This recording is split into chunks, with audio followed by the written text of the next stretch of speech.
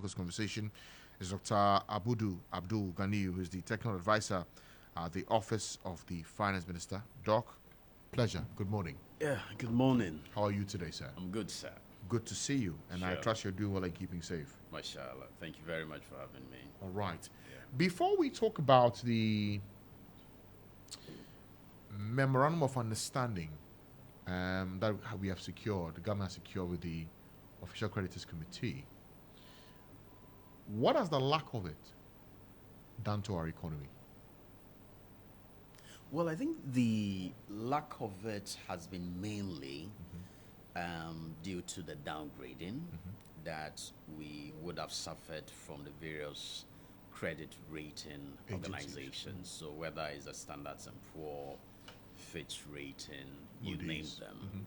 And that then meant that we were shut out of the international bond market. So over the last couple of years, we have not been able to raise any bonds on the Eurobond market. And that was significant because it brought quite a lot of foreign exchange to the economy, which contributed largely in the stability of the currency. So perhaps the Ghana CD would have been trading much, much better if we continued to receive those particular inflows. So that's basically one major effect on the economy over this period, and I think that's mainly the issue. Now you can also speak of the fact that because of these inflows not coming in, government then has to rely on only the multilateral sources. So whether it's the World Bank, is the African Development Bank, the Afri-Exim Bank, you name them. These are perhaps the only other institutions that have continued to provide us with some form of financing. And to be able to also finance the budget, government has to rely on T-bills, basically. And what that meant is that the interest rates on T-bills are going to be high, and there's always a tendency to crowd out the private sector anytime government embarks on excessive borrowing from the domestic market. So these are largely what the effects have been since we announced debt suspension in December of 2022. Okay. And now that the MOU is in hand, has been signed, it's taken quite a while for us to get it, right? Why did the negotiations take this long? What were the thorny matters that had to be ironed out before the sign-off was done? Well, as we speak, Zambia were in the market much earlier than Ghana, somewhere in 2021. Chad had already been there, and a couple of other countries.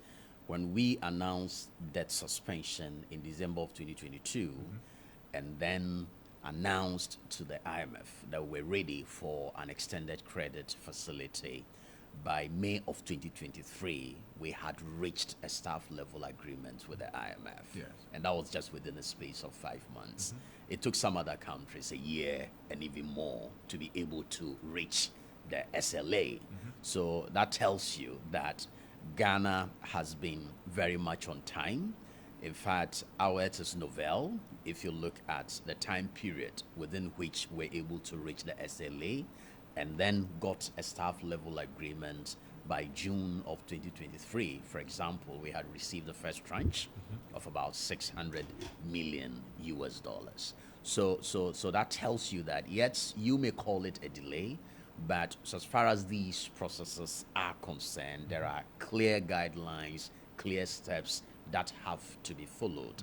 These are debts that are owed, and for you to go into any form of negotiations, don't expect that everything was going to end in a day, everything was going to be kosher, just within the time frame that you want it to be. So we've been back and forth, but at the end of the day, all the agreements that we have secured have come in pretty good time if you compare that to some other countries that have been in the market over this period. So now we have an MOU in hand. What does this MOU, Memorandum of Understanding, entail? So what it entails is that we have what we call the official creditor committee coming under what we call the Paris Club. So these are bilaterals that Ghana has owed debts over the period. Now, having reached an MOU with them means that we now can go to the next level. And the next level is signing separate bilateral MOUs with each of those countries that we owe. That's basically what it is.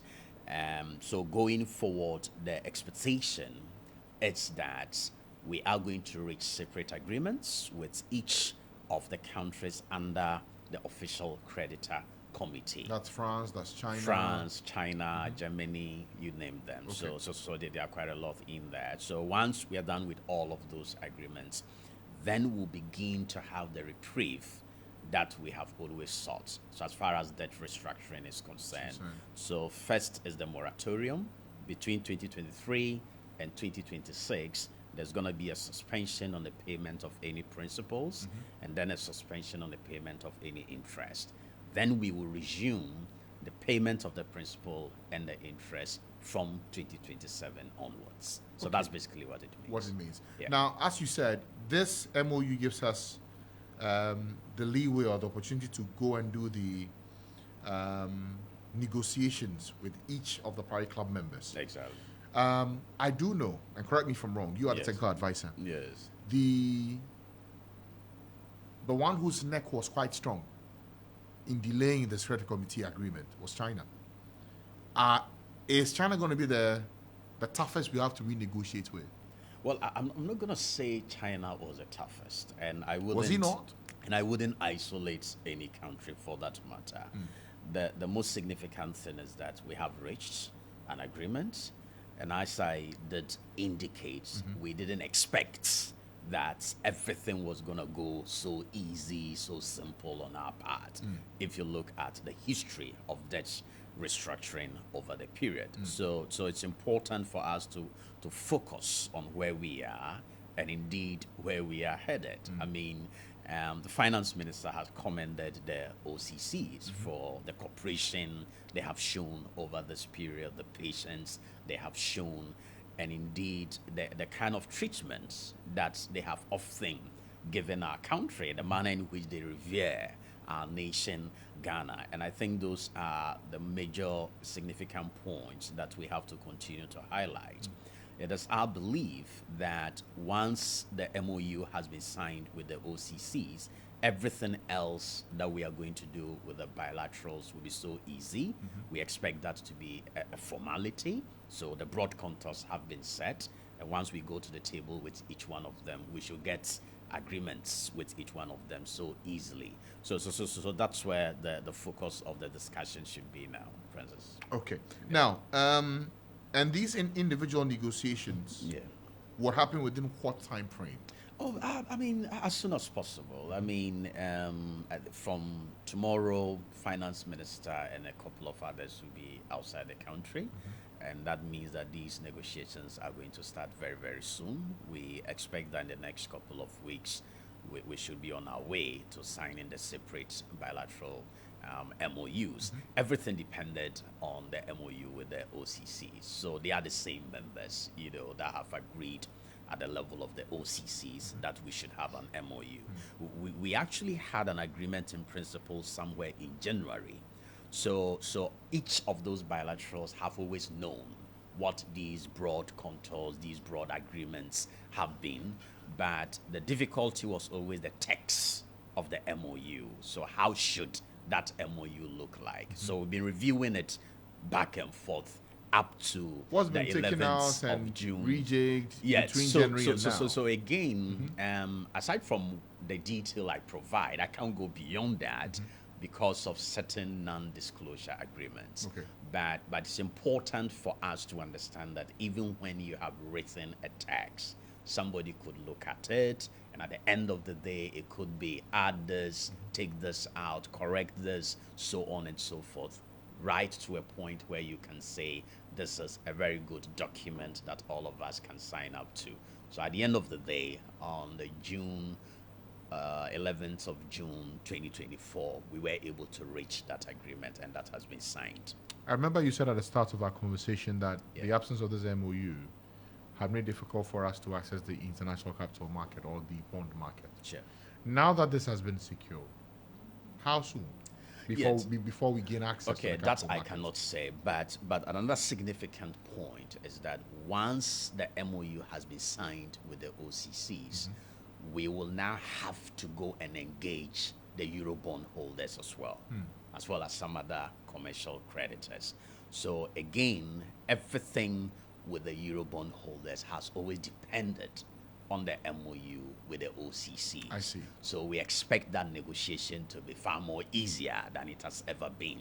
And once an agreement has been reached in terms of restructuring the 13 billion or so dollars in terms of the Eurobonds, then you expect the market to begin to look very attractive for us, or if you want, for us to begin to look more attractive to the market, because Standards and Poor and all those other rating agencies will now begin to step in and then begin to give you a much better rating. You understand Hopefully. that? Hopefully, if you don't get a good rating, it becomes very difficult for you to step into that market. But once we have finalized an agreement with the OCCs, we are able to reach agreements with the bilaterals, and eventually we are able to reach an agreement with the Eurobond holders, we will begin to look more attractive, and all of these credit agencies will begin to give us a much better credit rating. That we have So other it is minutes. beyond that that we can now begin to think of whether it is time to go back to the market or not. Or not. Yeah. Okay, but be that as it may, how would you also look at the negotiations with the Eurobond holders? That's okay. What are the timelines to complete that part as well? Again, I cannot give a specific timeline, but without the agreements with the MOU, with the OCCs, it was certainly going to be very, very difficult. So that was indicative of whatever was going to happen with the Eurobond holders. So our expectation is that things should be far easier. I don't want to be putting out timelines. I mean, that has not been our brief at the Ministry of Finance. We will continue to do our very best, send the best to the negotiation table, and at the end of the day, we should be able to get good deals for this country. But that should happen very, very soon. Very, very soon. Yeah. You may not be able to give me timelines for the conclusion of the negotiation with the Eurobond holders. Not at all. But what about the disbursement of the third tranche for the ECF or the IMF? Yes, so that we are confident that by the end of June, we should secure that release. We already have a staff level agreement with the IMF. And again, the IMF, all they were waiting for was this MOU to be signed with the OCCs. So the IMF staff will simply put that before the executive board come the end of this month. And once they have that in place, obviously they will give approval for the release of the 360 million US dollars, which will be the third tranche under the extended credit facility program with the IMF. So that's where we are on it. And again, that would be a significant inflow. All right. $360 million, yes, great inflow. But you look at the entire government and structure and the demand for forex That's okay. in the country. Yes. Humor me. Every month, how much do we require? What's the demand level for forex in Ghana? I'm not too sure, but if you look at what the Bank of Ghana has been doing over the period, I think it's about $20 million every week into the market. Okay. So everything will depend on the level of demand, so you're not going to be able to say that this week demand is at this level and the following week demand is going to be at this level. Those are very difficult projections to make. But whatever it is, the central government will continue to release some forex with the hope of stabilizing the city. But if you look at the 360 million US dollars, aside from that, before the end of the year, we are expecting some other inflows. And all of that should contribute significantly to From the bilaterals stabilizing. or from the IMF?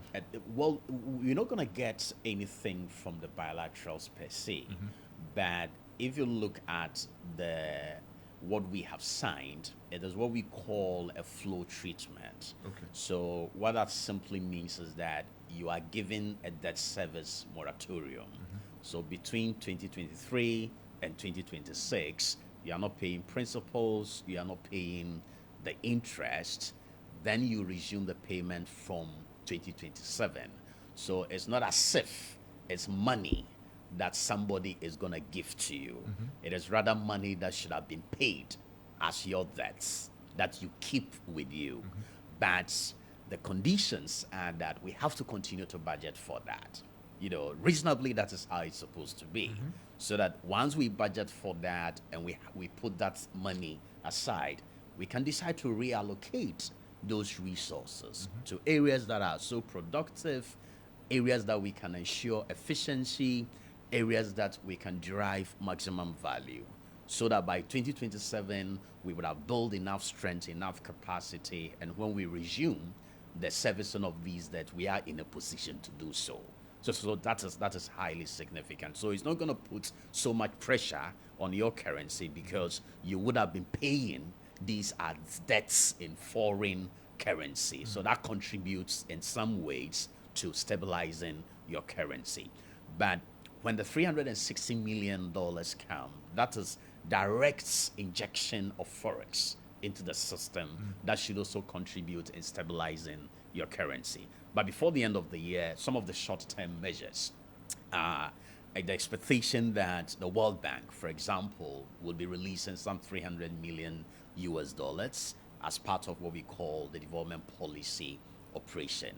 But of course, we also expect Cocoa Board to bring in the cocoa syndicated loan.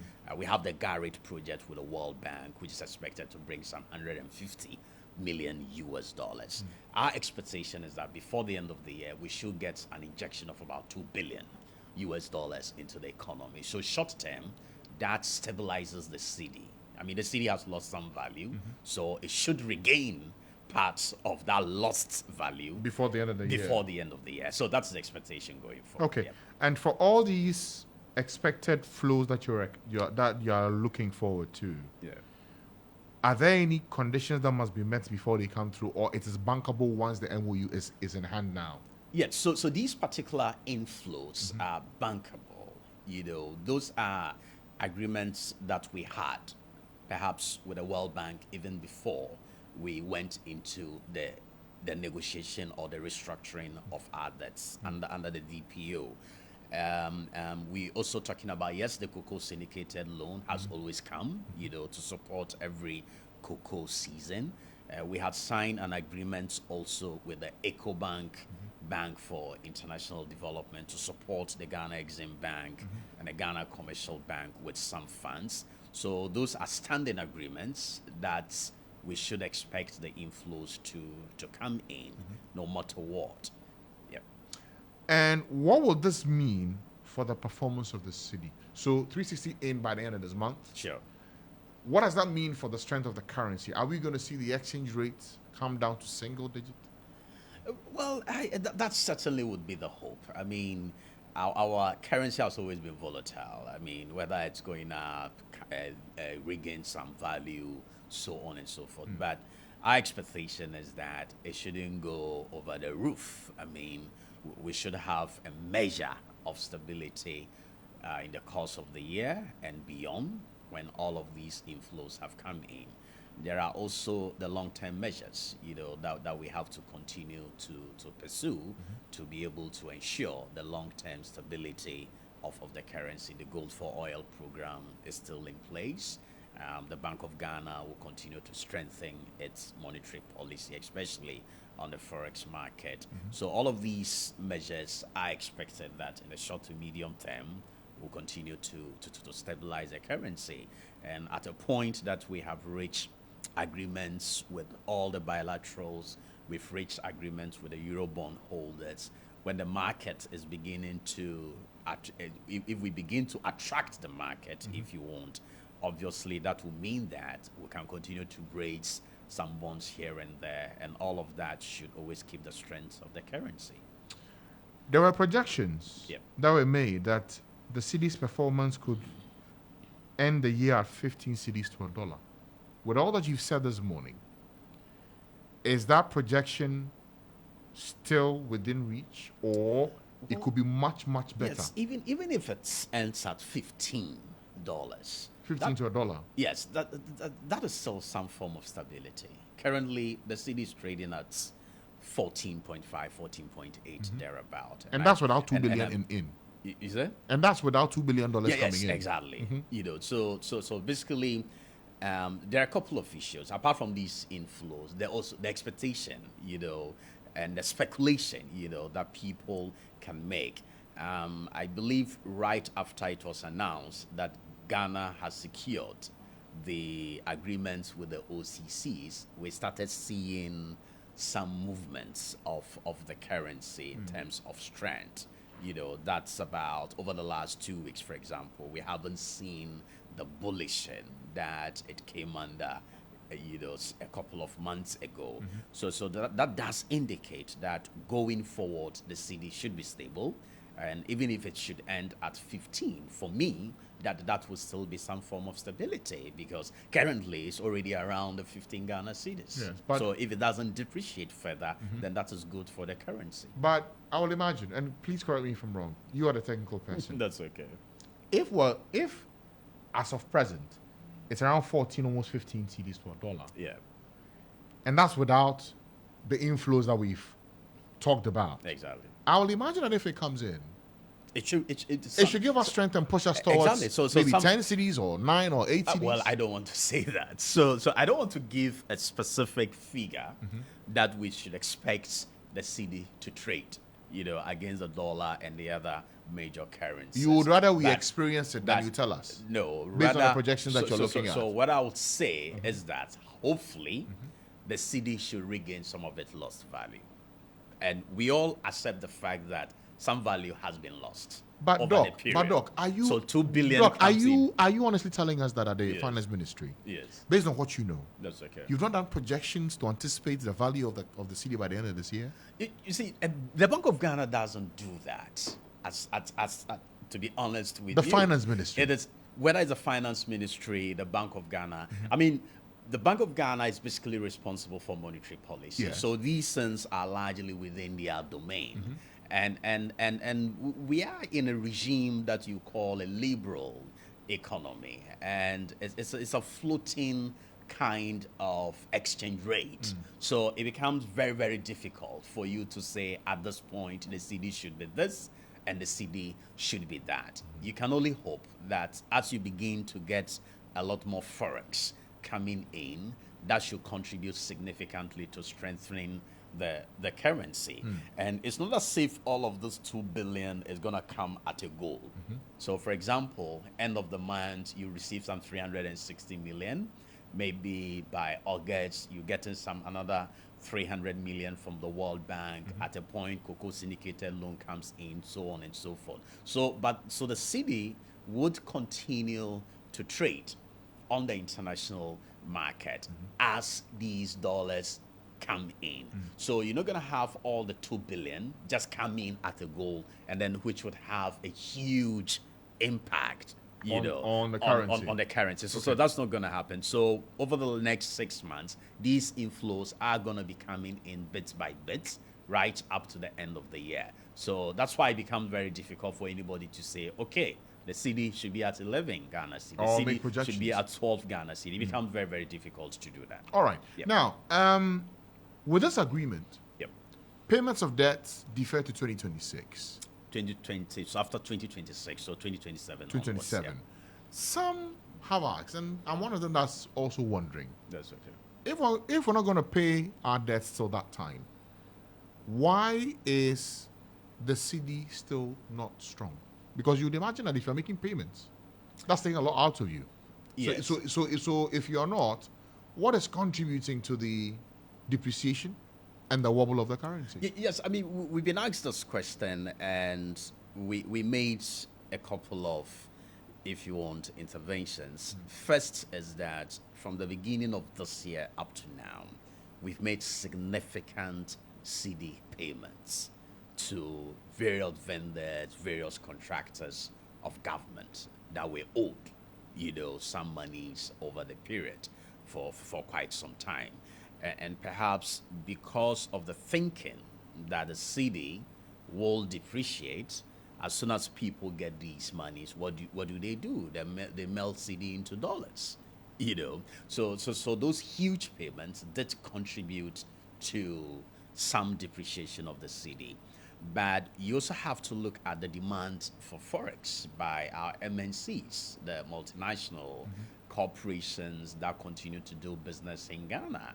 From the beginning of the year up to the end of the first quarter, even the end of the second quarter, they'll often be repatriating profits. So that again contributed to the pressure. But that has been a cyclical yearly thing. That the CD came every year that happens. Yes, but at the time that you can no more go to the Eurobond market, so you become quite limited in terms of the amount of forex you bring in. Okay. So everything you have to do has to be within. So if these pressures must exist, then that obviously will contribute significantly to the performance of the currency. And that has been the point. I mean, bourses, the IPPs have continued to demand huge dollars, and that we all know. So all of these contributed to the states of the CD. But we kept assuring the market that the CD will not depreciate further because we are expecting some inflows before the end of the year. People should have confidence in the economy, and I believe that people have listened, and where we are now show that the CD is beginning to be strong and the CD should be able to be stable. And you are telling me that some organizations are projecting a CD rate of about 15 Ghana cedis by the end of the year. So that's a whole 6 months for the CD to be able to keep that kind of value. That is certainly stability. So that's our expectation. Okay. Beyond the inflows we expect, Yes. do you know of any policy decisions being taken, spearheaded by the Finance Ministry, Sure. to improve the fundamentals of our economy, which by extension will show in our currency? So beyond what's coming with the inflows, what other structural decisions are being taken to help us strengthen the health of our economy? Well, we need to focus then on the fiscals so that the monetary issues are with the Bank of Ghana. And one of the flagship projects that we are about to undertake is what we call the SME Growth and Opportunity Program. We believe that SMEs contributing about 70% to our GDP is so significant that whatever support that government must put in place so that they receive that support and begin to contribute bigger to this economy, perhaps it's what can also save the city. Because then you should be able to begin to produce a lot of what you consume in your own country instead of being import dependent. So we are at the verge of launching that particular fund. Somewhere the 16th of July, the president should be able to launch that.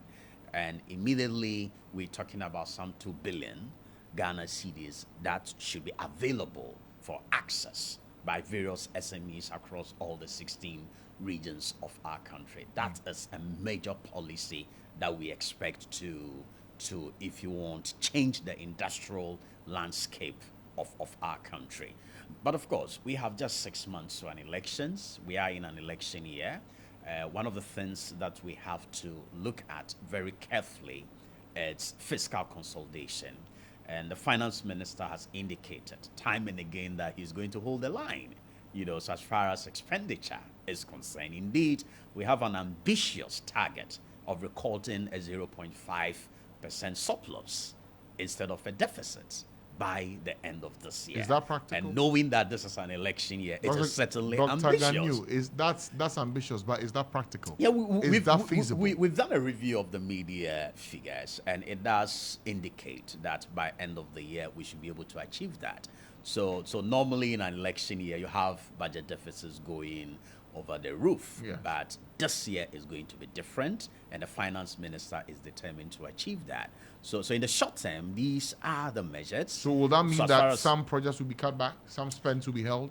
No, not necessarily, but we have to just ensure that we do not make a lot more commitments, beyond what we currently have. Because whatever projects that are ongoing have been budgeted already. So whether they were budgeted in previous year's budgets or they're even budgeted in the 2024 budget, you have your arrears vote to be able to deal with previous year's projects and then the current year, which is 2024. So holding the line will simply mean that you make sure you do not derail from the 2024 budget. So as long as projects have been signed and the funds were available, we expect those projects to continue up to the end of the year. And that certainly is not going to affect the budget deficit. 2008, 2012, 2016, 2020. Sure. That was never achieved. Exactly. But 2024... So what makes this year different? Yeah, so I've just told you that. And one of the things we also have to realize is that we are under a fund program. And there are quite a lot of quantitative performance criteria that you have to meet. We were under a fund program in 2016, but there were still overruns. Well, so that was in 2016. This was 2024. So this is 2024. And so we're talking about a period of about 8 years. So certainly it's a new government that has been in place, which is different from the 2016 government. The finance minister today is different from the finance minister of 2016. And he has indicated time and again at his monthly press conferences that he's going to hold the line on expenditure. So hold him by his words come the end of this year. Okay. All right. Now, we will have to wait and see what that outcome would be. Because, as I said, the history does not suggest that can happen. Because in election years, the party in government is always under pressure to be able to impress as much the voter in taking a decision in their favor, which will mean more capital projects, more spend, things go up. So I'll be keen to see how that practically works. This government, the president, and in fact the finance minister are determined that we should not leave a very difficult situation for the next government. So that's where expenditure has to be within our limits of the 2024 budget, so that whichever government that takes over January 2025, that government will not have to suffer. It's as simple as that. I mean, we met a huge budget deficit in 2017, and we are determined to ensure that by the end of this year, we actually live in a surplus. So we're not going to run into a deficit, but rather we should record a primary balance of about 0.5% positive. So that's where we are, and we have reviewed media. What's our primary balance as of now? 2023, we recorded a balance of about 3.9%. Is that okay? And that was even against a target of about 5.7%. So it does tell you that when we are talking about reducing that, we are capable of doing so. Because what we projected for 2023, we actually recorded a lower primary balance by the end of 2023. And as I speak to you, we are on course to actually achieving the 0.5% surplus based on our review of the media figures. In July, towards the end of July, the finance minister will be going to Parliament to do a media budget review. And one of the things we have indicated that we are not going to ask for a supplementary budget. At all? At all. So all of these should tell you those fiscal So no new taxes. Measures. So no new taxes. We're not going to ask Parliament to approve any more money for us. You know what we have within the 2024 budget, we're going to make sure that we spend within that. So that's gives us the confidence that by the end of the year, we should be able to achieve that kind of primary balance. You've taken on the expenditure route, but let me reroute and look at the revenue side of things as well. Yes, okay. Where towards the end of the second quarter of the year, how are we looking with our targets and meeting them as well? Well, we are on course as far as meeting those targets are concerned. We had a challenge with VAT, for example, that had to be withdrawn, which created a loophole of about 1.4, 1.5 billion. And we have found innovative means, means that we can be more efficient so as far as tax administration and tax collection is concerned. And we believe that by the end of the year, we should be able to rake in a lot more revenue. The target was 146 billion this year. Yes. Right. So where are we now? I'm not able to tell that from where I sit, but I'm confident that by mid-year, for example, we should be able to be within the target, even if we are not up to that, but below that. There are some figures, but I just don't want to put anything out for now. Okay. Yep. Okay. What about food inflation? Okay. I'm sure you've seen the numbers. Yeah, so inflation for the month of May is 23.1%. Yeah. The Statistical Service has just put that out. That's inflation. Food inflation is over 40%. Yes, but where was food inflation last year, for example? We're talking about something more than 50%. So that tells you that it's been coming down over the period. And we have to understand the times that we find ourselves. If you talk about food, for example, wherever food is produced, they are still on the farmlands. And naturally, every year around this time, sometimes you see hikes in the prices of foods on our markets. Yeah, every year in June. It does happen. It's the rainy season. And until the rains are over, plants have come up, harvesting has taken place, and food has been shipped to the market. Sometimes you expect prices to be around this time. But we recognize that inflation generally over the last year has been quite high. At some point last year, inflation was around 54%.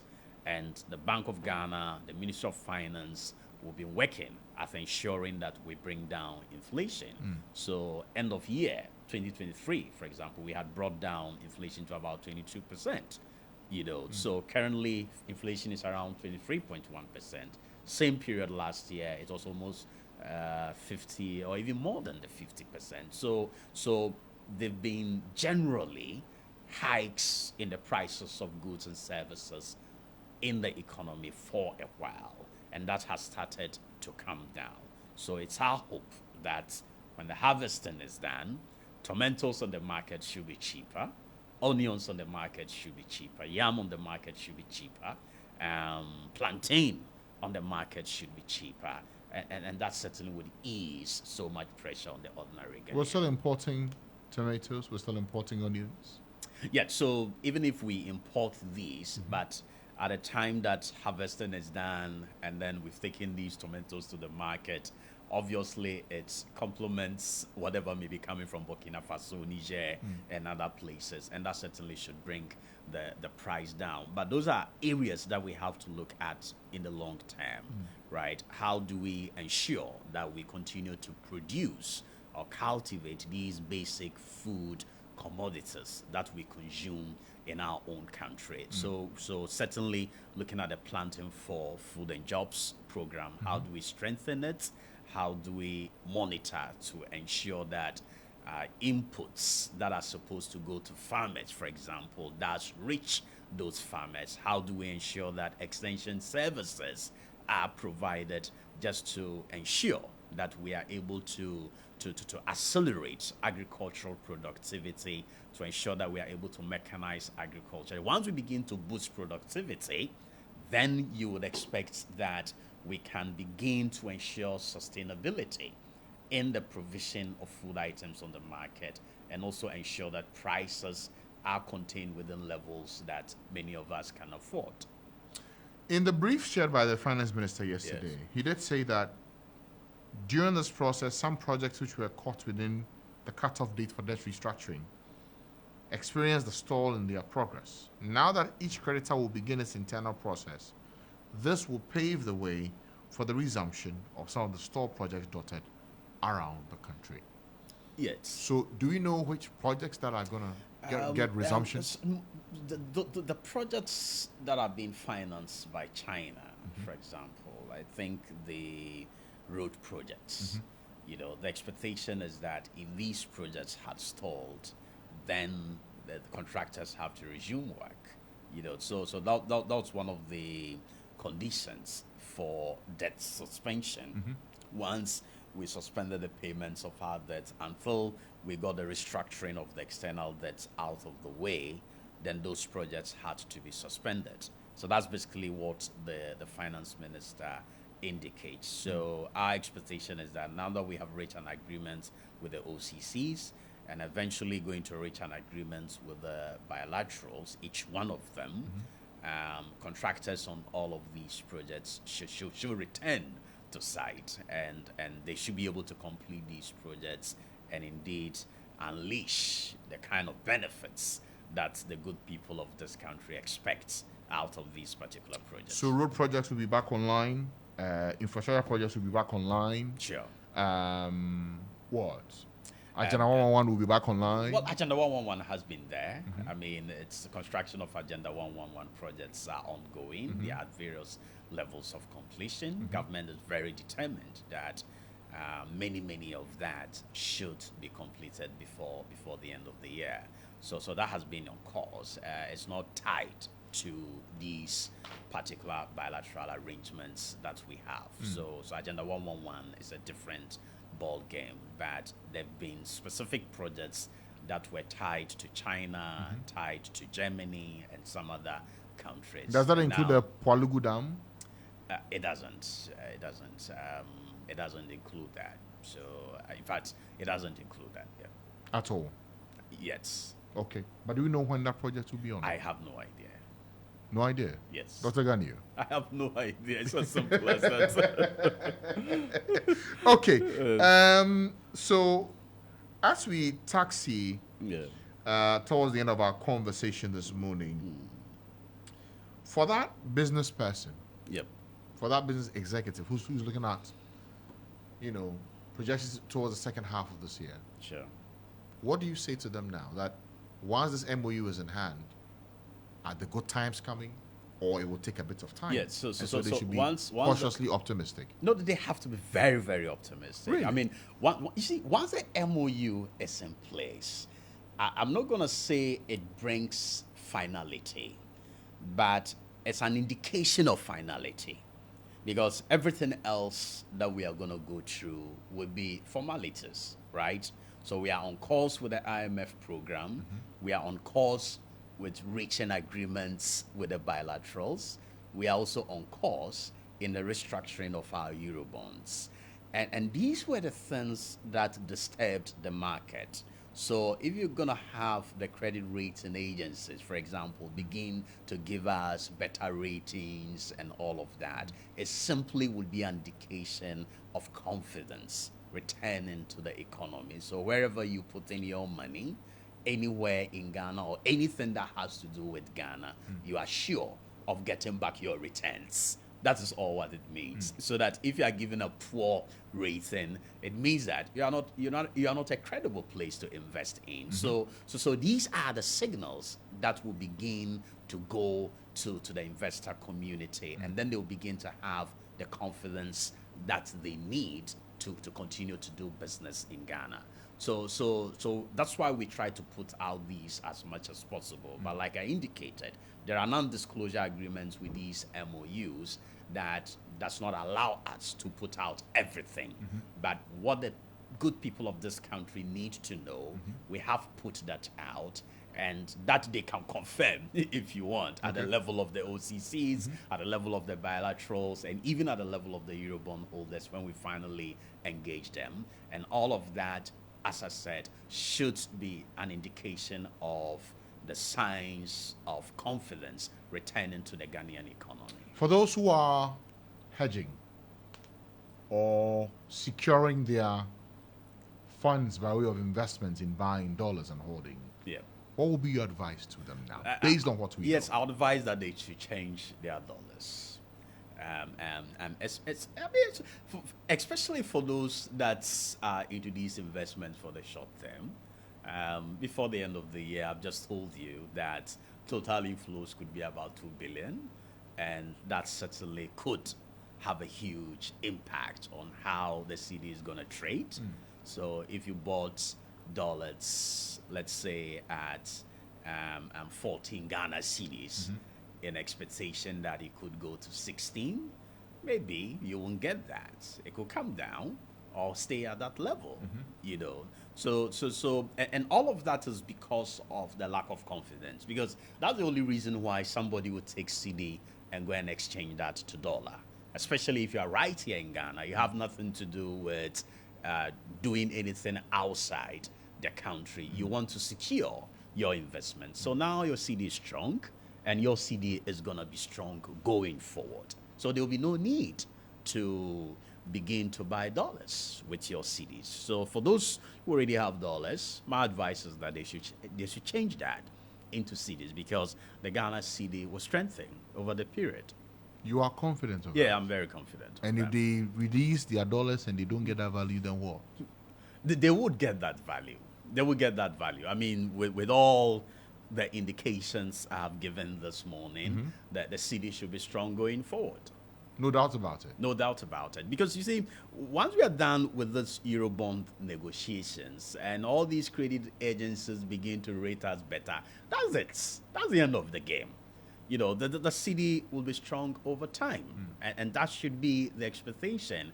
And very soon, if we start going to the Eurobond market, I mean, bringing in a lot of dollars every now and then, and that should stabilize the currency. And if indeed, if you look at from 2017 to about 2020, we did stabilize the city to a very large extent. It was when COVID kicked in, the Russian-Ukrainian war, then we started seeing outliers. So as far as the depreciation of the cedi is concerned, or else average depreciation was just around 12 to 13%. But at some point it went to about 27%, you know, and even as we speak, year to date, depreciation is just around 14%. The same period last year, it was around 21%. So the cedi is beginning to be good. I'm not saying that it is the best of situations, because obviously at 14 point something Ghana cedis, that certainly is not good enough. But I'm just saying that going forward, we should be able to stabilize it around the 14, 15 Ghana cedis for a very long time. Yeah. For the swell of our public debt today, many asked the question. I don't know if Dr. Ganu, you have the answer to it, but I'll ask anyway. That's okay. For the monies we've gone to the capital market to go bring in, which are to our debt stock today, are they in projects that will give us value to be able to pay off these debts as we speak? Or much of these debts were for consumption? Well, I don't know. With the debts with the bilaterals, for example, are tied to specific projects, you know. Debts with the World Bank are tied to specific projects. Normally, it is something from the IMF that you can say is for budgetary support. You know, so every loan that we contract is tied to a specific project. Self-sustaining? Oh yeah. So first of all, you do your feasibility analysis, your projections, and you believe that once this project is in place, it's certainly going to contribute to the growth of your economy. So, for example, you are on your way to Tema and you see the interchange that we are trying to put up around the Nungwa barrier. You're around Takrady and you see the PTC interchange. You're around Tamale and you see the Tamale interchange. Once this eases traffic, people can move easily. That certainly is going to contribute to the growth of the economy. So your GDP is expected to go up. And in measuring your debts, you do that on the basis of your debt to GDP ratio. Tie closely to the interchanges and the roads. Yes. If it will be self-sustaining, it means we'll have to pay tolls, no? Well, I've seen a news item by the Minister for Roads talking about the fact that there will be the need for us to bring that back. But do you agree with that perspective? Of course I agree. I mean, it's about revenue, isn't it? Yes. And where I come from, revenue is essential, to ensuring that our fiscals look good. So any form that Ghana will have to be able to rake in revenue is certainly going to help. But isn't it also an admission years on that the trade-off and the decision first to take off tolls because a certain e-levy would have squared off the value that we'll get off tolls? Well, I think is that not where we are now, I full think circle, that wasn't it? Yeah, the discussion around that time was how efficient was it in collecting these tolls. Yeah. And perhaps if you also looked at the management cost as against what we got, perhaps it was not efficient enough. So I think those were the arguments that were raised at the time. So how would it be good, effective and managed better today? Exactly. So going back, the expectation would be that they do things differently. So maybe some electronic gates, at the end of the day, monies that are collected are properly accounted for. They go to where they are supposed to go to. Perhaps these are the measures that we would expect as motorists, for example, as we go through these particular toll stations. So we've seen that in other parts of the world where it is so easy for you to account for anything at that level. So the expectation is that in the era of digitalization, maybe some innovation will be brought so as far as the collection of these tolls is concerned. And I believe the Ministry of Roads, for example, has been working at that. So when we begin to see the young people manning these tolls at these places, obviously things would have been different from what it was in the past. Okay. What about e-levy? Has it given us value? What do the numbers tell you per projections and what you brought earlier and where we are now? Yes, we had to reduce it to about 1%. Yes. It's bringing in some revenue, but not one that I would describe as a major revenue handle. We have introduced some other revenue measures, such as taxing, for example, Ghanaians who receive income offshore. It hadn't been done for some time. And we had to put some measures in place under the OECD so that once we are able to build data around these issues, then Ghana then will be ready to begin to access that revenue. You're referring to the content creators and those who are working remotely? Yes, remotely, basically. Okay. So the GRA has been at it, and I think they've started to collect taxes in that regard. So those are the other innovative areas that we've brought to bear, so as far as revenue collection is concerned. So yes, e-levy continue to bring in some money, but perhaps not a major revenue handle. A major revenue handle. Yeah, yes. So what are major revenue handles as of today? Well, we continue to get revenue from the usual taxes, whether it's VAT, it's income, at the ports. These are all taxes that continue to come in. So the traditional sources of revenue. As to where you get it from. Yes. The port charges and its reviews recently has been a cause for concern for many. Yes, I know. The impact is biting. Minister has held some meetings with those at the ports. And some rationalization measures are being worked on. So hopefully, when all of that is done, I'm sure we should be able to. How soon will that be? Some statements. I know a committee has been put in place by minister, right? And they've been given some guidelines to work on. So we probably have to wait for that to be done very, very soon. I mean, he indicated the need for agency, for example, when I was at that particular meeting. So I believe that before the end of this month or so, something should come out in that regard. And we should be able to see some rationalization in terms of how these taxes are collected. I mean, the complaint was you go to the ports, there are so many taxes that people have to pay, so many points that people have to get to before they clear goods, so on and so forth. Guta has complained about it. The Importers Association have complained about it, so on and so forth. So the minister has listened and he put a committee together and they are currently working on it. What about a tax build-up for the fuel that we buy? You've mentioned that in the mid-year budget, well, we are not to expect new taxes. But are we going to see some taxes being withdrawn? No. To give us reprieve? No. Of some sort? No. It remains. I mean, when we introduce the VAT, when we increase the VAT, for example, on electricity, there were agitations. We listened, we drew that, and we have found ways of plucking that particular revenue loophole. So for any other tax, it is what it is, and we're not going to add any more taxes to it. And I've also indicated that we are not going to Parliament to ask for more money. So that means that everything we are expected to do has to be within our revenue and expenditure targets that we have for the year 2024. So there will be no reprieve for anyone for the taxes that we're paying on fuel? Not at all. At all? Yes. I mean, at least from where we sit. Is that considered? We haven't had that conversation. Is that considered, Dr. Ganiyu?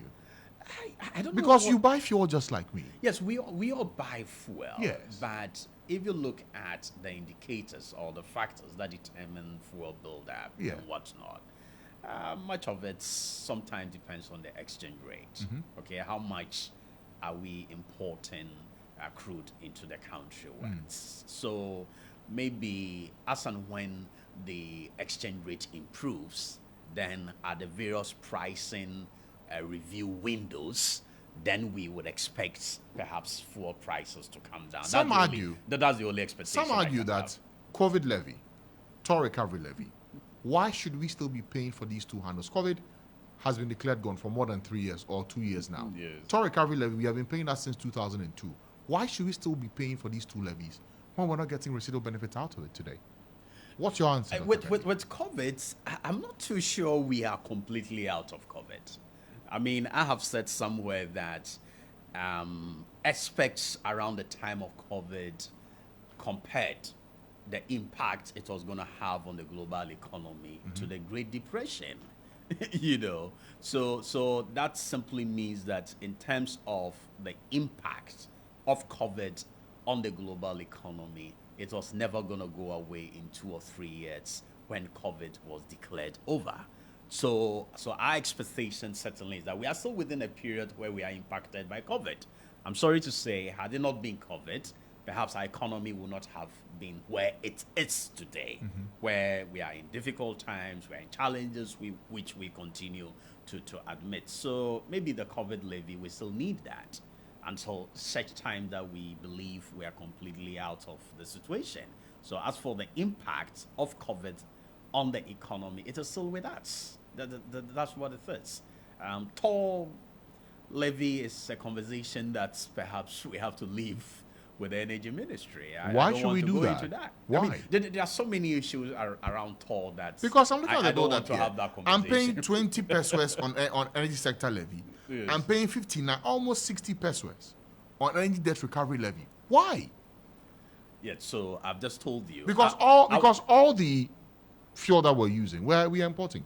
Sure. How much of it are we even refining ourselves to say that there's a possible case for us to take that money and put in that corner? So we can demand the answers, I mean, from the Ministry of Energy and the appropriate authorities. Why toll situation is still what it is today. Yes. So our expectation would have been that once we continue to collect that levy, we should have been able to position toll in ways that it's efficient, for example, in terms of its operations. But we still have challenges with toll. So there are issues on policy, there are issues on management that I believe I will not be the appropriate person to deal with that. That's fine. Yeah.